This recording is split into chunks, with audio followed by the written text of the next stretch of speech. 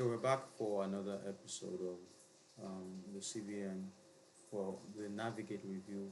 This time we're on the fourth video, counting from 99th MPC briefing of the CBN.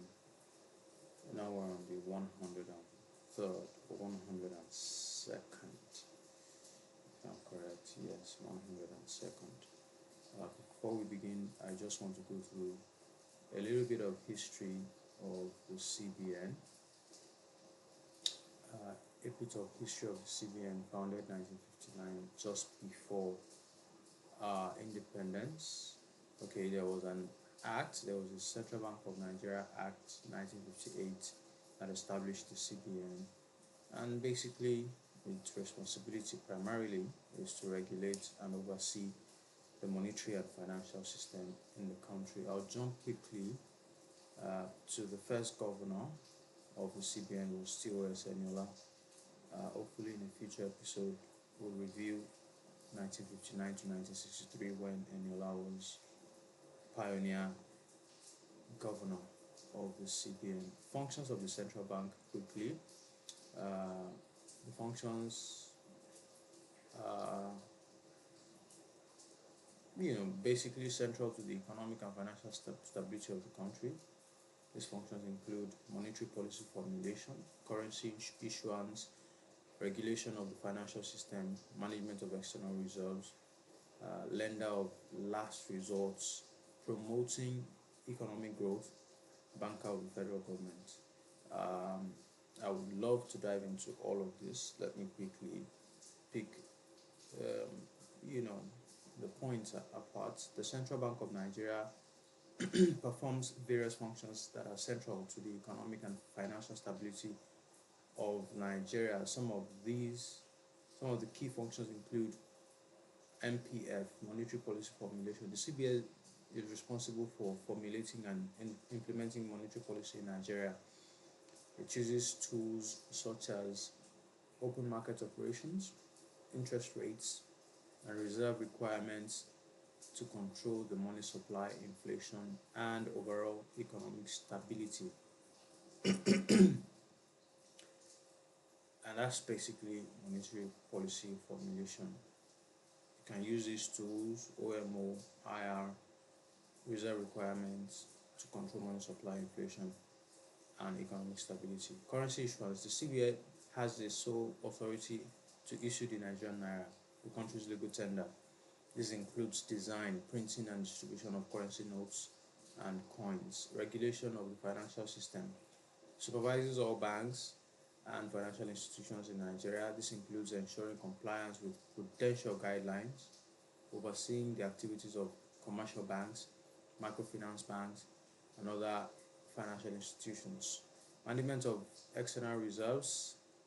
The CBN manages Nigeria's FER, foreign exchange reserves, ensuring the availability of FX to stabilize the currency markets and maintain the value of the Naira. Lender of last resort. As a lender of last resort, the CBN provides liquidity support to banks and financial institutions that experience liquidity crisis. This is crucial to ensuring financial stability in the economy.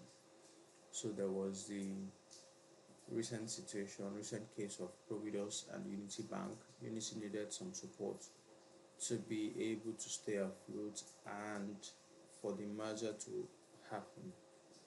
The word on the streets, not necessarily confirmed, is that 700 billion naira was provided by the CBN to support Unity Bank for the merger to be able to happen. Promoting economic growth.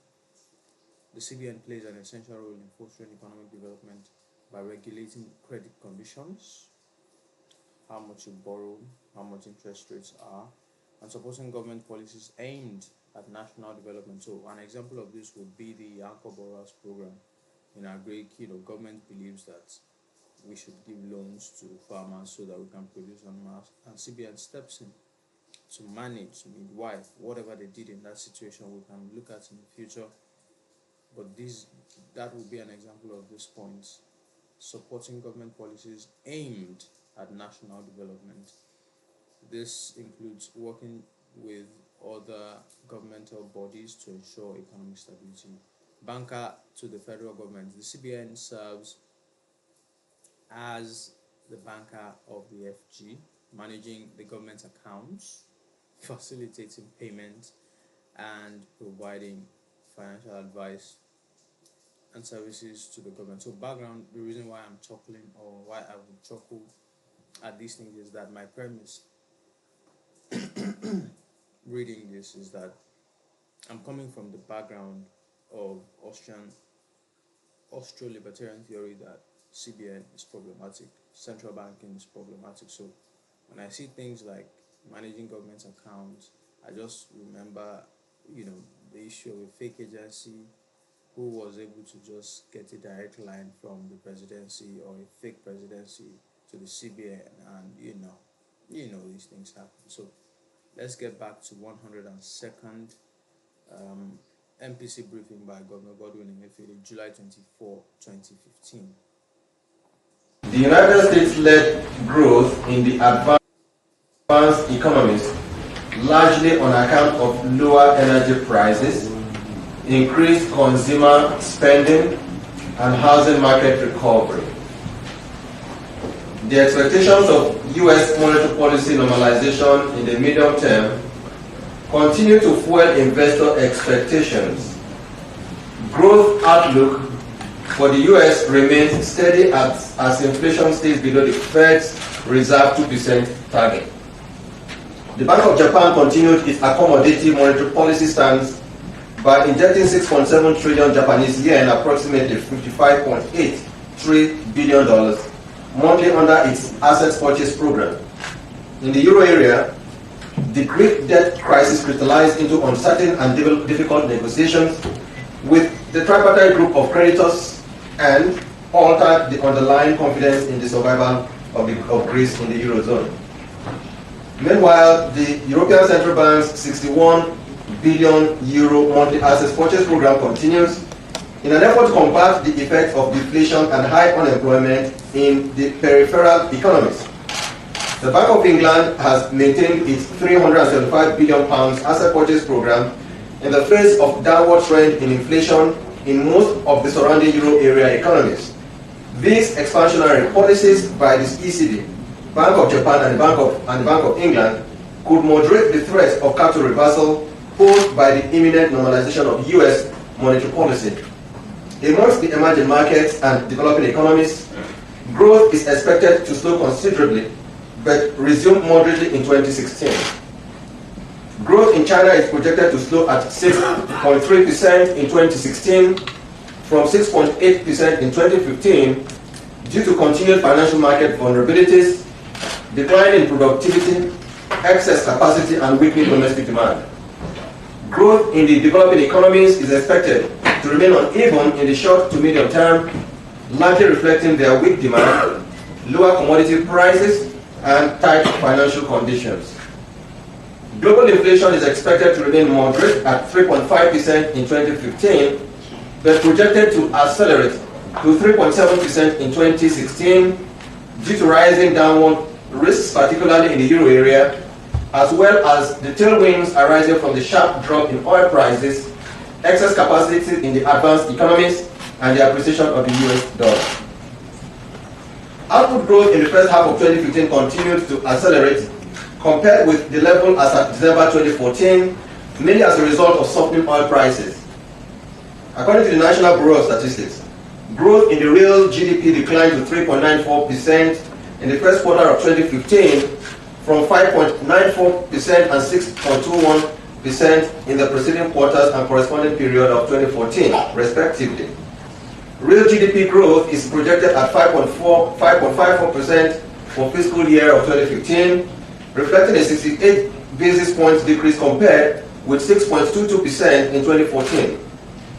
At 5.59%, the non-oil sector continues to be the main driver of output growth in the first quarter of 2015 at 5.59%, with the leading growth sectors being construction, services, agriculture, and trade, which grew by 11.17, 6.85, 4.70, and 4.47% respectively. On the other hand, the oil and gas sector declined by 8.15% in contrast to the modest growth of 1.2% achieved in the last quarter of 2014.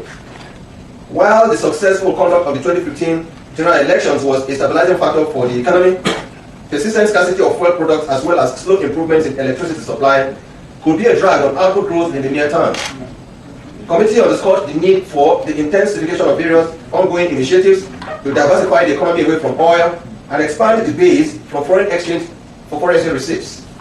The committee was concerned about the gradual but steady increase in headline inflation up to June 2015 and noted that this reflected a rise in both the core and food components of inflation. Core inflation rose to 8.4% in June from 8.3% in May, and food inflation increased from 10% from 9.8% over the same period. The committee observed that the uptick in year-to-date inflation rate was traceable to transient factors such as energy, arising from scarcity of petroleum products around the country, poor electricity supply, and increased demand for transportation and food from the build-up to the general elections and the ensuing Easter and Salah celebrations. The committee reiterated its commitment to price stability and observed that monetary policy would remain tight because of the high liquidity in the system. Monetary policy will remain tight because of high liquidity in the system. So where there is excess money in the economy, they want to contract, they want to ensure that we rein in inflation essentially, and we hear this every now and then. So my point or my observation really is, so if we have been doing the same thing over and over every 2 months for 10 years or more, or way more than that, what really is the catch here? At what point do these things start to pick up? Because people would say, 2014 was good, 2015 life was better, dollar was lower. Well, deuces. Things were not all that good. Roads were terrible. The standard of living was relatively bad. There was a dichotomy between rich and poor. There wasn't, enough infrastructure. But those are also generic comments. But I just stop once in a while to, are we also reading the same thing? Are we doing the same thing every now and then? However, noted that the drivers of the current upward inflationary spiral were of a transient nature and mostly outside the direct control of monetary policy. Consequently, the opportunity for further policy maneuver. The reasons for current inflationary trend, upward inflationary trend, were beyond the control of the monetary policy committee. That's something we just acknowledged. So I wanted to point out. Remains largely constrained in the absence of supportive fiscal measures. It therefore urged the coordination of monetary, fiscal, and structural policies to stimulate output growth and stabilize the exchange rate. Money, trade, credit, and financial markets development. Broad money supply declined by 0.61% in June 2015, below the level at the end of December 2014. The modest decline in monetary supply reflected the decreases in the net foreign assets of 16.15% and other assets of 21.40%. Net domestic credit, however, grew by 13.45%. Analyzed NDC grew by 27.90% over the end of 2014 level, but essentially within the provisional benchmark of 29.3% for fiscal year of 2015. The growth in aggregate credit was attributable to growth in federal government borrowing, which reached 40.81% in June 2015. During the period under review, money market interest rates were relatively volatile, owing to fluctuations in banking system liquidity. Average interbank call and open buyback rates opened at 6.55 and 6.45% on 1st of July 2015 and closed at 26.51 and 21% respectively on July 23, 2015. Average interbank call and OBB rates for the period were 9.83 and 10.23% respectively. The committee noted a bearish trend in the equities segment of the capital market during the period. The all-share index declined slightly by 1.66% from 31,744.82 on March 31, 2015 to 31,216.72 on July 23, 2015. Similarly, market capitalization decreased by 0.37% from 10.72 trillion to 10.68 trillion during the same period. Relative to the end of December 2014, the market indices decreased by 9.9 and 6.9% respectively. The slight decline in share prices year to date was largely due to subdued sentiment preceding the general elections as well as the lingering effects of the falling oil prices. the external sector. The average Naira exchange rate was relatively stable at interbank segment, but slightly volatile in the Bureau de change segment during the review period. The exchange rate at the interbank market opened at 197 Naira to the dollar and closed at 197 Naira to the dollar with a daily average of 197 Naira to the dollar between July 21 and July 23rd, 2015. So just to highlight that, 197 Naira to the dollar was what the exchange rate was in July 24 when this meeting was held. About 200 Naira approximately. The relatively stable exchange rate in the interbank segment can be attributed July 24, 2015. to the effects of some recent demand management measures. Gross official reserves increased from $28.57 billion at the end of May of 2015 to $31.53 billion as of 23rd July 2015, reflecting the blockage of leakages as well as the bank's management policy. So we are attributing that to the bank's management of the FX system, basically. Committee was concerned about the trends in key macroeconomic indices in the first half of 2015.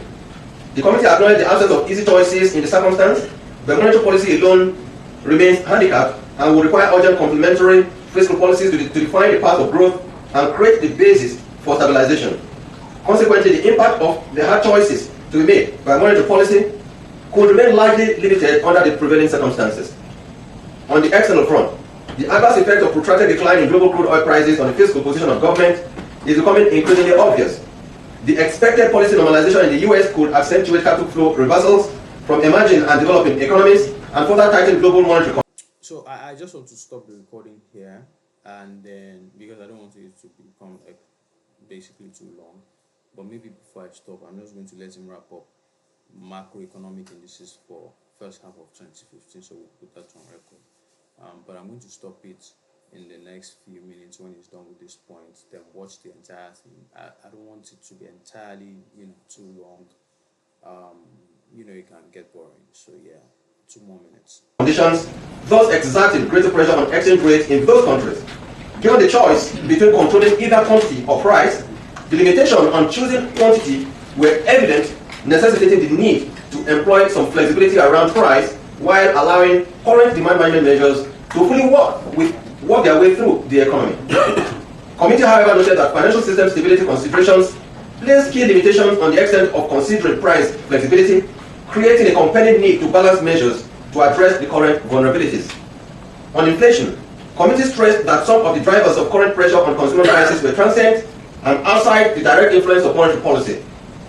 Again, another admittance that some of the things happening with inflation were outside the powers or what the CBN could do, the MPC could do. I mean, they were doing enough, they were doing so much already, but there were still some things that they could not manage as far as the economy was concerned. Pressure on food prices is expected to gradually wane as the planting season gives way to harvest in the month ahead. Food prices will come down because planting. I mean, that's basically what anybody could tell us. Any resolution of fuel scarcity will dampen transportation costs and improve food distribution across the country, while improvements in electricity supply could steady output at lower costs.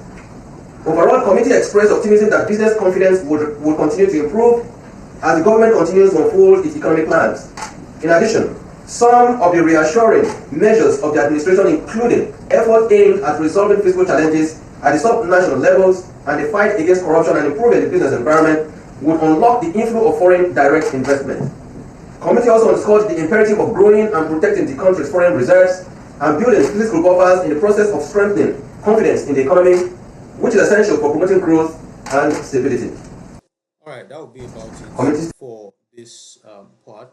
I think he has just wrapped up. So when I'm watching again, I'm able to catch what the energy was with the monetary policy briefing, especially the macroeconomic indices of that time. But he's saying things like, what government would do with agri, with post-election,